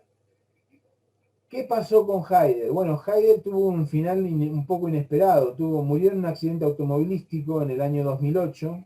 Él en realidad entre el 2005 y el 2008 empieza con su partido a competir electoralmente con el FPO, haciendo algo que es muy difícil, que el FPO baje un poco su caudal electoral, pero que Haider aumenta su caudal electoral no tanto a instancias del FPO, sino que como que tiene votos propios. Capaz provenientes, incluso se dice, de viejos votantes del socialismo, que lo empiezan a votar a él, a Haider. Haider, con su partido, igual no va a tener un éxito electoral rotundo, pero al momento en que él muere, en 2008, la prueba electoral que había tenido le había dado un 5%, lo cual no era un mal resultado para un sistema político tan cerrado como el austríaco, ¿no? tan bipartidista como el austríaco. Bueno, les decía, él muere en un accidente automovilístico en 2008, lo cual es muy raro, porque cuando él murió en 2008 se le hizo funeral de Estado, porque había sido gobernador de Carintia en dos ocasiones, entonces tuvo un funeral de Estado en su provincia, que si lo quieren buscar, después lo pueden buscar en YouTube, es impresionante, transmitido por la televisión nacional, 4 horas de transmisión de un funeral de Estado con un montón de gente, lo cual llama mucho la atención. Y por otro lado, lo que se develó después es que supuestamente era, pero esto a mí me parece una pavada, pero lo comento para que sepan, se generó cierto escándalo porque se develó que Haider podía haber sido homosexual y que tenía una relación con su secretario. Sí, pero no me parece importante, pero en algún momento fue una cuestión que salió después de la muerte de Haider. Ahora, sin embargo, a los 10 años de la muerte de Haider, en 2018, el partido, el FPO, le organizó un homenaje impresionante. El mismo Heinz Christian Strache, que habían discutido acérrimamente como candidato de dos partidos opositores, cierra un documental que hace el partido en honor a George Haider. El Partido de la Libertad sigue funcionando con Strache a la cabeza, y de hecho en el 2017 Strache forma gobierno y es nombrado vicecanciller junto a Sebastián Kurz, que es el del Partido Popular que actualmente gobierna. Este es Kurz, se lo señalo, y este es Strache. Igual en el 2019 esa alianza se rompió. ¿no? Se rompió y hoy por hoy Sebastián Kurz gobierna con el apoyo de los verdes. Los populares, con tal de gobernar Austria, agarran cualquier cosa, ¿eh? Van con los verdes, van con el que sea, no tienen ningún problema. Pero acá sucede algo que muchas veces ustedes siempre preguntan. Acá sí lo que ha sucedido es que Sebastián Kurz, por la importancia que tiene el FPO, ha radicalizado su postura más derechista, por lo menos en el punto de vista discursivo. Y sí lo que ha logrado el FPO es que Austria endurezca muchísimo sus políticas migratorias. Y emigrar a Austria es realmente muy, muy difícil dentro de los países de la Unión Europea, por la serie de requisitos que se piden. A ver, y esto es una perlita. ¿De dónde viene el carisma de dónde venía el carisma de Haider? Bueno, era un bon vivant, un tipo que le gustaba la noche, que le gustaba el deporte, esta cosa muy del político de los años 90, ¿no? Del tipo que hace deporte, que disfruta de los buenos autos y demás, pero que a su vez es bastante campechano y tiene un buen manejo con la gente o con lo popular. Y en ese sentido, él tenía un coro masculino, folclórico, que utilizaba en sus actos políticos y que es básicamente esto. Le voy a poner un cachito nomás para que lo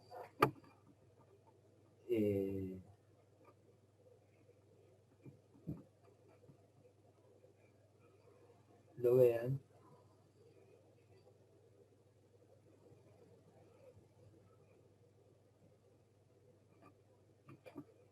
Das war jetzt eine Reise durch singende Kärnten. Ese es Haider, Abschluss habe ich, ¿no? sogar als zugereister Kärntner, ein Lied gelernt. Es cuando es su segunda gobernación de Carintia.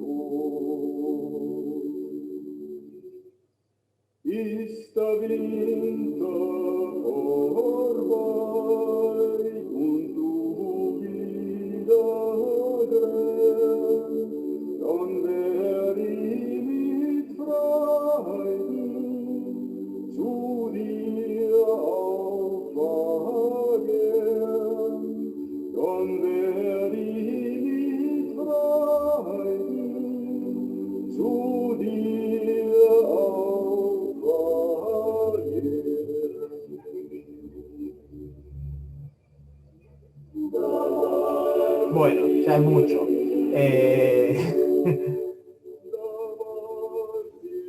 A mí lo tiroleos. Para quienes se queden con ganas, hoy a la mañana descubrimos que está en Spotify.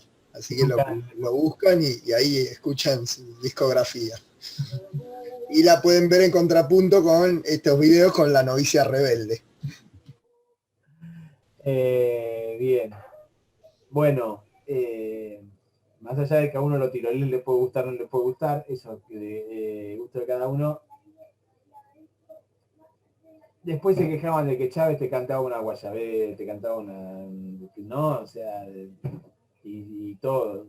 O sea, tienen esta cuestión de la música que es bastante compleja. Se va a cortar menos de un minuto. Bueno. Retomamos para cerrar. Dale, retomamos para cerrar. Pero para que vean, en realidad es este personaje, más allá de que yo les digo la verdad, el tipo era un carisma arrollador. Y creo que ahí encontraron Haider es como un gran antecedente.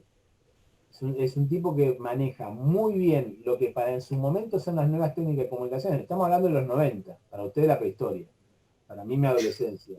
Pero los 90, los 2000, que todavía no está desarrolladas las redes sociales y demás, pero que ya la televisión es sin duda un protagonista en la política, bueno, el manejo que él hacía de los debates, el manejo de los medios que él hace en su época es muy, muy, muy interesante. De hecho, cuando se hicieron los homenajes por su muerte y demás, los medios austríacos señalaban mucho el tema de que él iba a los debates con carteles, con filminas, ¿no? Para discutir con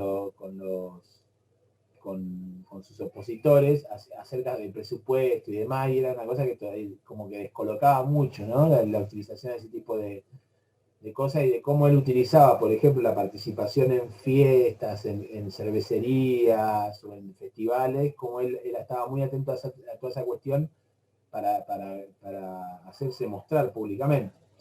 Ahora, ¿cuál es la contracara de esta experiencia que vemos de Heidegger y demás? La reacción de la Unión Europea, ¿no? Es decir, la contracara de qué ha pasado en 20 años, ¿no? Es decir, esto fue hace 20 años aproximadamente, 21 años, ¿y qué pasó? Hace 21 años un tipo como Heidegger estuvo a punto de llegar, no a la Cancillería, sino a la vicecancillería de un país, y la Unión Europea estuvo a punto de echar a Austria de la Unión por esa cuestión, ¿no? Es decir, de impedir, que aparte la entrada de Austria a la Unión Europea fue muy tardía por esta cuestión de su neutralidad. De hecho, entró bastante tarde a la Unión Europea. Y sin embargo, se corrió ese riesgo y pudieron vetar ese ascenso. 20 años después, está bien que la Unión Europea no es lo que era, no está en esa misma posición, en esa misma hegemonía, está claramente en crisis, pero 20 años después pululan estos movimientos, la Unión Europea no puede hacer nada para evitarlo, ¿no? O pareciera no estar dispuesta a hacer nada para evitarlo. Bien, dudas, preguntas o comentarios que quieran hacer, abrimos ahora.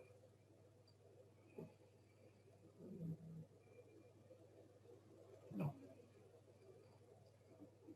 Bueno, se cansan, no les interesa tanto Heidegger. Bueno, es interesante ver cómo todos los partidos estos de ultraderecha apelan siempre a la identidad, a la identidad y a las costumbres, es como si fuese algo sagrado, digamos.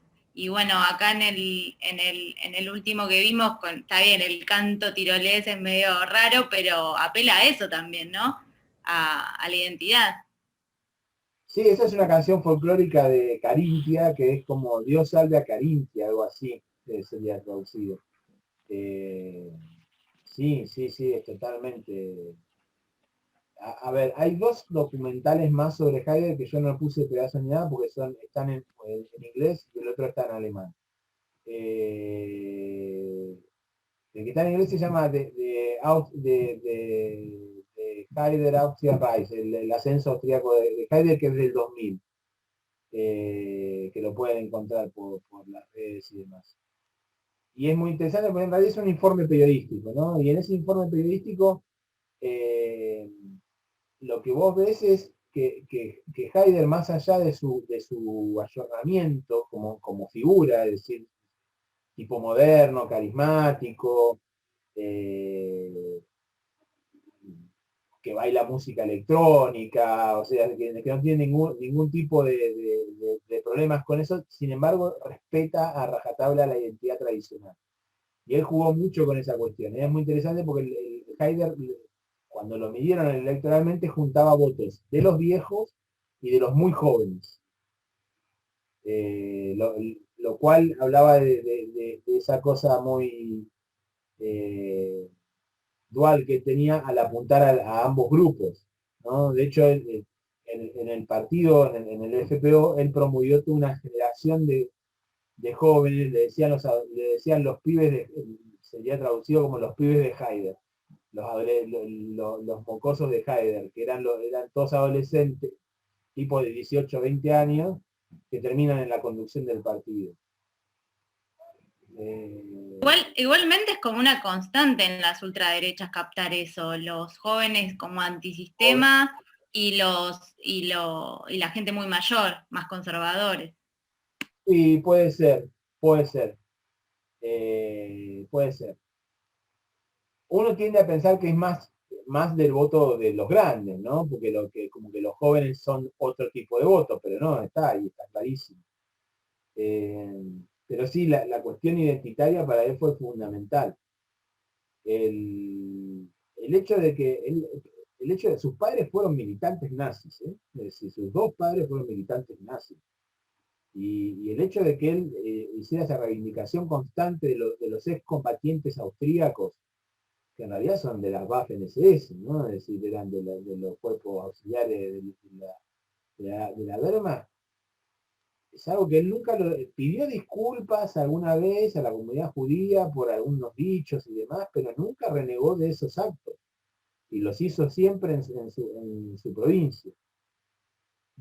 Es muy paradigmático. Pero evidentemente es lo mismo que pasa con Hungría. Evidentemente en estas sociedades algo pasa que, viste, la derecha es... Pero en Hungría parece un poco más radical, ¿no? En cuanto a la gente en general. Sí. Sí. No sé, me acuerdo cuando pasó lo de los refugiados, me acuerdo un video de una periodista haciéndole una zancadilla a un... Ah, ¿te acordás? Sí, me acuerdo. A una chica, a una mujer que cruzaba la frontera, que la periodista le pone una... Sí. Sí, me acuerdo. De Hungría a mí me había llamado la atención el armado del partido El Perro de Dos Colas, que digamos que satirizaba o que iba en contra de eso, era otro tipo de mirada, pero bueno, sí, me había llamado la atención. A ver, por lo general en esos lugares donde hay tanta radicalidad de derecha y demás, lo que se opone es también muy radical, o sea, lo que a veces lo que se opone es muy radical o expresa algo muy distinto. Pero el tema es verlo siempre en lo electoral, ¿no? Es decir, creo que vi que ponían de candidato un... Sí. Sí, vi que en ese sentido ponían de candidato, porque lo vi en internet, un tipo disfrazado de pollo. Claro. Hay un tipo... Pero ya son radicalidades que son, viste, que voy a decir, bueno, está bien, pero es como que la política real hace que esos grupos tan radicales cada vez queden más afuera. Sí, queden más afuera porque la política se determina entre Jobbik y Fidesz, ¿no? Para decirlo en un lenguaje Guatemala y Guatepeor, porque decir la derecha más ultra o la ultraderecha. Entonces, el tema es qué respuesta da la sociedad a eso. Que en realidad ahí también se ve el bajo caudal de participación de las elecciones, porque bueno, en los apuntes hablaban de un 70 y pico % en las más altas, y en las últimas hablaban de alrededor del 30%. Entonces lo que tenés es que la gente se aleja de los votos y terminan siendo conducciones de tipo de partidos. Y además los que están interesados en votar generalmente son los más radicalizados, entonces... Bueno, pero ese es el debate constante que hay qué pasa si vos haces que las elecciones no sean obligatorias.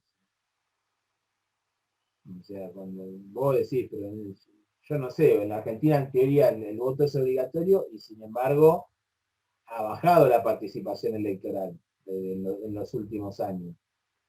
Estamos en las presidenciales en un 80-70% del 75-80% del padrón. Está bien, comparado con otros países es un montón. En Chile no llegan nunca ni al 40% del padrón, no va nadie a votar en Chile. Capaz que ahora en el referéndum van más, pero en Chile no va casi nadie. Pero yo no sé qué pasaría en la Argentina si vos sacás la obligatoriedad del voto. Si no bajaría también mucho. A Julio Merón le gusta decir que a la gente no le interesa la política. Que hay una masa de población que la verdad les interesa bastante poco la política y que si la cuestión económica va relativamente bien, no le pidas que vaya a votar. Yo tiendo a ser un poco más creído en la gente, lo mismo que quiero creer que a la gente le guste ir a votar, pero me parece que es más un anhelo mío que la realidad. Pero bueno, es difícil de medir eso, ¿no? O sea, en Europa todos los niveles de participación electoral son bajísimos en general, ¿eh? En España también, en Italia también, vota muy poca gente. Vota, con suerte lográs que vote el 60%. 60-70%. Sí, yo había tenido una discusión, bueno, yo tengo familia que vive en España, y había tenido una discusión porque me decían eso, que descreían, sobre todo después de lo de Podemos y eso, que se retiraban de las urnas, y la discusión mía es decir, ¿cómo querés cambiar algo? ¿Te enojás o haces esto si no vas a votar? Y bueno, no sé, no se entienden estas Es lo cosas. difícil de cuando vos discutís con alguien que te dice que no tendría que ser obligatorio ir a votar. Es muy complicado, pero bueno, en eso va la importancia de educar al ciudadano, pero bueno, eso es complicado porque hay toda una batería de ideas que te dicen, no, tenés la libertad individual es que si yo quiero ir a votar, sí, si no, no. Pero bueno, ahí después vemos lo que pasa. Porque es lo que decía Rocío, lo que pasa es que cuando no vota nadie, estas minorías parecen gigantescas, las minorías radicalizadas parecen enormes. Entonces te parece que todo es así y se va a retroalimentar. No sé cuál será el grado de participación en Argentina, pero a partir creo que de los 70 años no es obligatorio votar y sin embargo la gente mayor de 70 años vota muchísimo. Sí, pero el grado de participación, te digo, ha bajado, no es que, pero ha bajado. Se calcula que está, a veces no se calcula, se mide y a veces está entre el 80 y el 75%, y antes era más. ¿Sí? Y es verdad lo que decís vos, pero no es que la gente grande sea particularmente la que no vaya a votar. Se dice que la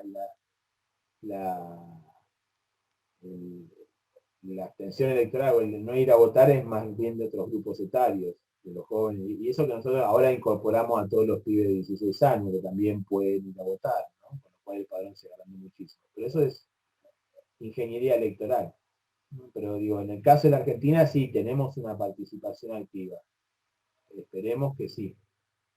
Pero está bien que los europeos creen que después la democracia va por otro lado, no solamente por el hecho electoral, sino por las instituciones, por el control de las instituciones y demás. Pero bueno, tampoco acá pareciera haber mucho juego para eso, particularmente en el caso húngaro, ¿no? En el caso húngaro está claro que no hay mucho juego para andar controlando lo urbano. Como dice Barnaghi en el texto, el hecho de que el tipo tiene un control de los medios de comunicación que no se puede, o sea, ahí no hay mucho de discusión. El tipo se ha comprado casi todos los medios, es real, ¿no? Tiene un control sobre los medios masivo. Bien, la semana que viene vamos a ver islamofobia. ¿Sí? No vamos a ver un caso en particular nacional, sino que vamos a ver islamofobia y terrorismo, como algo que contribuye a la formación de estos grupos. Les vamos a dejar un texto que yo creo que en un rato ahora ya lo subo de Chema Rodríguez, que es un libro, yo les voy a indicar qué capítulos, sobre el concepto de islamofobia y lo que es la islamofobia en general, y después les vamos a dejar un texto que se llama El terror entre nosotros, que es sobre el tema del impacto del terrorismo, particularmente en Francia, y cómo se articula ese terrorismo islámico con el crecimiento de las derechas. ¿Sí? Bien, si no hay más dudas, más preguntas, yo la daría por terminada la clase, pero no sé, díganme algo ustedes, calladísimo. ¿Listo? Bueno, ya está. Vamos entonces, nos vemos la semana que viene, ¿sí? Una pregunta, el plan para el trabajo, ¿cómo hay? ¿Estabas vos cuando lo expliqué o no? Sí, pero lo explicaste así muy por arriba, no sé si no lo escuché bien. No es un plan, un resumen de un abstract. ¿Saben lo que es un abstract? De un artículo de una ponencia. Como un resumen de ponencia, como un abstract de artículo. ¿Sí? 300 palabras, 2 párrafos, una página como mucho. ¿Sí? En donde nos digan qué es lo que quieren hacer y cómo. 10 días yo ahora después armo un bloque para que lo suban o para que nos lo manden. ¿Sí? ¿Y nos van a recomendar alguna bibliografía para armarlo? Sí, por eso, en realidad el resumen es a ver qué quieren hacer ustedes y a partir de ahí les recomendamos bibliografía, buscan ustedes, les recomendamos fuentes y más o menos cómo lo pueden llegar a hacer. Pero la idea es que ustedes busquen el tema que les interese, ¿sí? Y lo puedan... Al resumen me refiero a eso. No un plan de trabajo, ¿no? Juan, y también está bueno que lo hagan con anticipación, porque así trabajamos el resumen de cómo enfocar un tema para una monografía, para un ensayo, cómo citar la bibliografía, bueno, distintas cosas que hacen a la formalidad de un trabajo, porque por ahí algunos de ustedes es el primero que van a escribir o uno de los primeros, entonces en cuanto antes empiecen, más posibilidades de intercambiar. Eso. Bueno, ahora sí, estamos por finalizado. Bien. Bueno, entonces nos estamos viendo la semana que viene. Pásenla bien. Hasta la semana que viene. Nos vemos, hasta luego.